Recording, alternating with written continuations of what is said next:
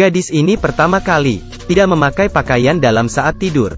Saat dia hampir ketiduran, selimutnya ditarik seketika, sehingga kelihatan kedua kakinya. Saat masih setengah sadar, gadis bangun untuk memeriksa.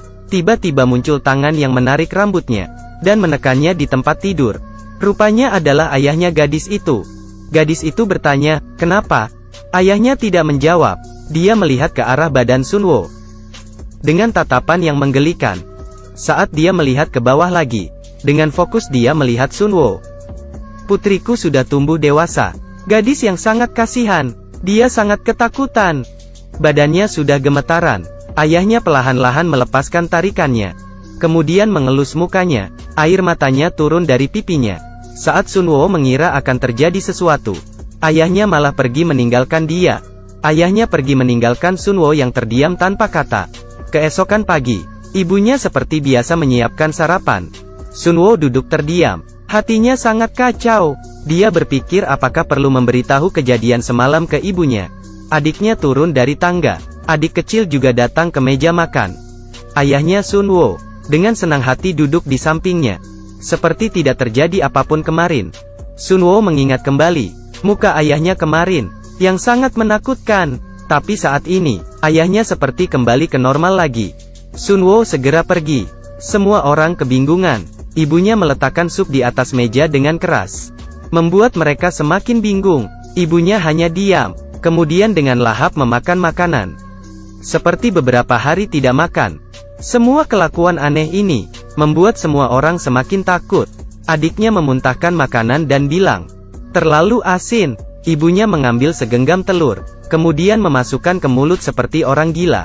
Apa yang terjadi pada sekeluarga ini? Setelah pindah masuk ke rumah ini, sekeluarga ini semakin aneh.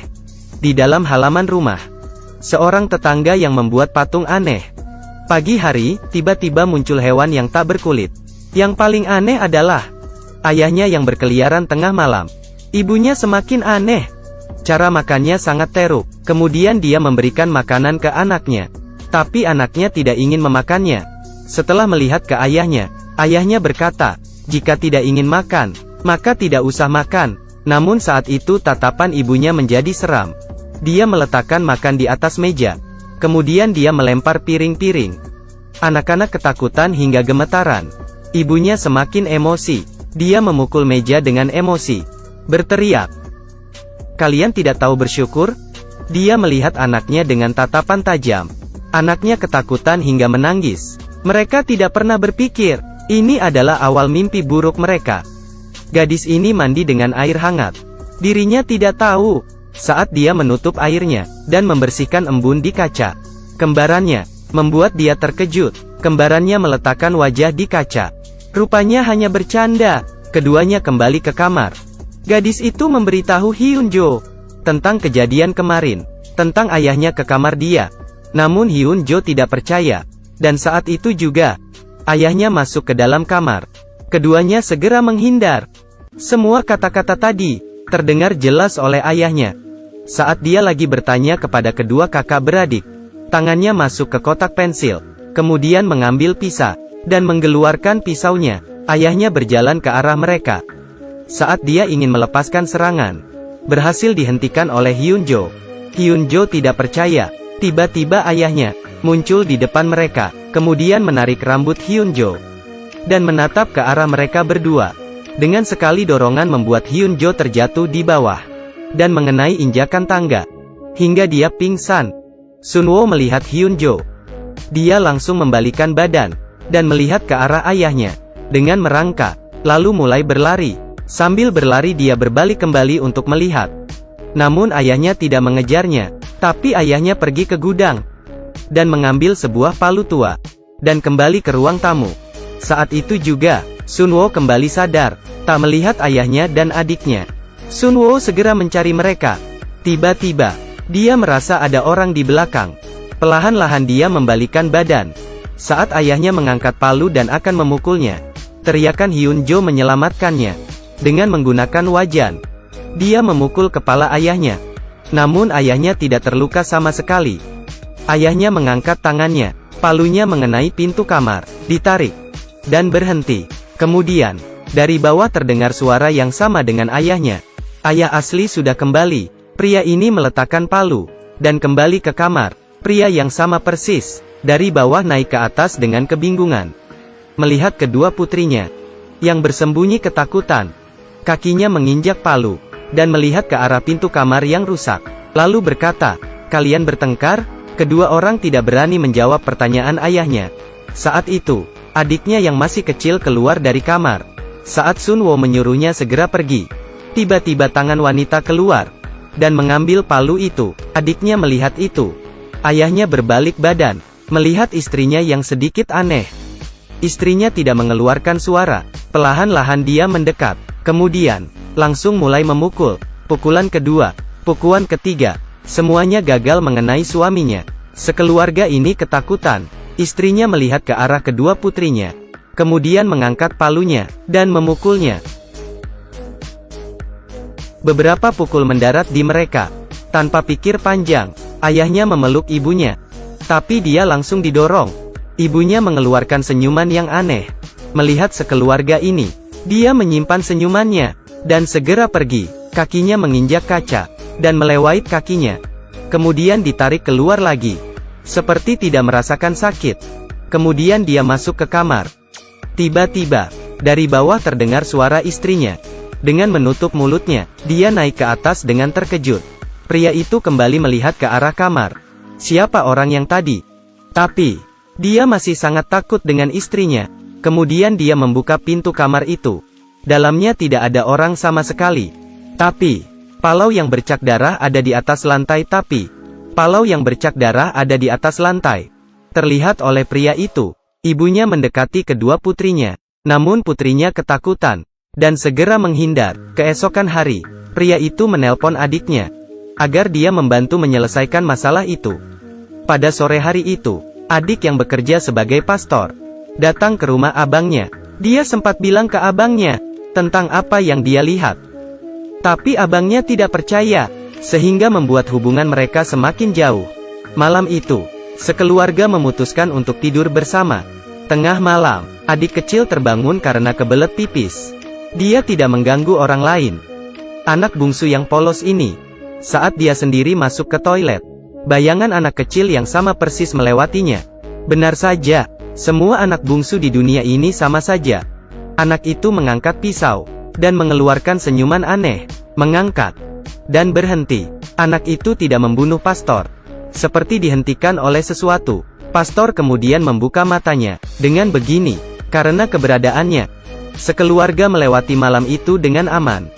Keesokan hari, pastor mengatakan bahwa dirinya tidak sanggup menyelesaikan masalah itu. Dia menelpon ketua pastor. Semua orang segera membahas kejadian yang terjadi pada keluarga itu.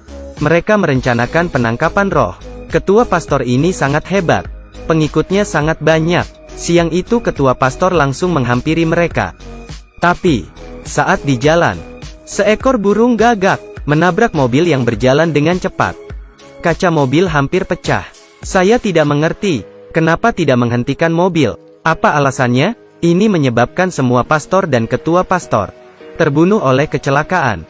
Saat itu juga, pria mengikat kedua tangan dan kaki putrinya di atas tempat tidur. Ibunya tidak tega, tapi tidak ada cara lain. Mereka harus menunggu kedatangan rombongan ketua pastor. Tengah malam, pastor kembali ke rumah. Badannya penuh dengan darah. Dia membawa kabar yang sangat buruk. Rombongan ketua pastor, semuanya mati kecelakaan. Segala hal nanti harus diselesaikan mereka sendiri. Melihat sepupu yang sangat kesakitan, pastor harus melakukan sesuatu. Tapi, dia benar-benar penakut. Karena terakhir kali dia menyinggung roh jahat, mengakibatkan keluarganya semuanya terbunuh. Dia takut kejadian itu terulang lagi. Jika kehilangan keluarga abangnya lagi, maka dia akan menyesal seumur hidup. Abangnya melutut dan memohonnya agar dia bisa melakukan sesuatu. Mereka harus mencoba sekali. Depan belakang semuanya kematian. Pastor menyalakan lilin, menebarkan air suci. Saat Sun Wo mengenai air suci itu, merasa sangat kesakitan. Kemudian dia menangis dan tidak tahu apa yang terjadi. Salib diletakkan di atas tubuh Sun Wo.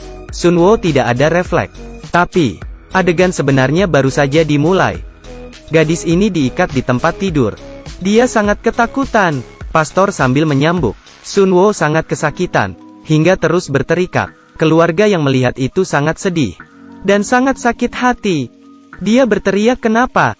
Kenapa harus begitu menyiksanya? Pastor bertanya ke ayahnya. Apakah masih terus dipukul? Ayahnya membulatkan hati, dan mendekati Sunwo. Dengan lembut dia menekannya, dan melepaskan ikatan. Sunwo terus menangis. Pastor mengeluarkan salib, dan meletakkannya di atas badan Sunwo, disertai dengan tangisan gadis itu. Cambuk kedua dipukulkan. Sakit. Cambuk ketiga dipukulkan. Masih sangat sakit. Cambuk keempat membuatnya hampir mati. Cambuk kelima, cambuk keenam dipukul ke badan Sunwo. Tapi sakitnya di hati ayahnya. Pastor mengganti cambuknya, dan terus mencambuk. Gadis itu kesakitan hampir kehilangan rasa. Saat dia membalikan kepalanya, cambuk mengenai mukanya. Saat itu juga, agensi bergegas ke lokasi kecelakaan. Saat mereka menyelamatkan rombongan ketua pastor, tiba-tiba terjadi ledakan. Hal yang aneh adalah, pastor itu juga dalam rombongan itu, dan sudah pingsan sangat lama. Di sisi lain, Sunwo sudah hampir mati dicambuk. Jika mereka tahu bahwa pastor ini adalah dari roh jahat, akan ada cerita seperti apa? Pastor masih terus mencambuk dengan keras ke badan Sunwo. Ibunya tidak tahan lagi. Pengusiran setan macam apa ini? Ini adalah pembunuhan. Dia langsung menghentikan pastor itu. Melihat ke arah suaminya, dia berkata, kita tidak buat lagi. Biarkan kita sekeluarga mati dengan tenang. Tapi ayahnya juga sangat bingung. Sekeluarga ini sangat ketakutan, juga tidak tega. Pria itu mendorong istrinya, kemudian menyuruh pastor terus mencambuk. Tiba-tiba suara terdengar di telinga pria itu. Kau adalah penakut. Kalian salah pukul orang. Pria itu seperti mengerti sesuatu. Perlahan-lahan dia bangun, kemudian mencekik istrinya. Dengan kuat, pastor mengeluarkan senyuman yang aneh. Anak kecil ini ketakutan. Istrinya mengambil gelas, dan memukul ke kepala suaminya. Pria itu mendorong istrinya ke dinding hingga pingsan. Melihat istrinya yang penuh darah, dia sepertinya mengerti sesuatu. Kemudian dia berbalik arah. Adiknya mengeluarkan senyuman yang lebih aneh. Pria itu menyerang ke roh jahat itu, tapi langsung dipukul hingga terjatuh. Pada saat roh jahat itu akan membunuh pria itu, adik yang asli datang tepat waktu. Dia membacakan mantra, dan berhasil menyelamatkan keluarga ini. Sunwo yang sekarat, pelan-pelan jalan mendekat ayahnya, dan berkata, kenapa memukul saya begitu lama? Apakah saya bukan putrimu?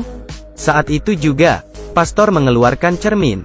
Sunwo akhirnya mengeluarkan wajah aslinya. Pastor memutuskan untuk membawa roh itu di dalam tubuhnya, bersama dengan roh jahat, pergi ke surga, dan dihukum. Lambang imannya jatuh ke atas lantai. Ini adalah kali pertama dia berpisah dengan lambang imannya. Cerita akhirnya terlihat sangat sadis. Saya memilih untuk tidak meneruskan lagi. Pasti berhasil mengalahkan roh jahat dengan imamnya. Film pengusiran roh Korea ini sangatlah jago dalam pembuatan filmnya. Jika kalian tertarik, bisa coba menontonnya. Terima kasih sudah menonton. Sampai ketemu lagi.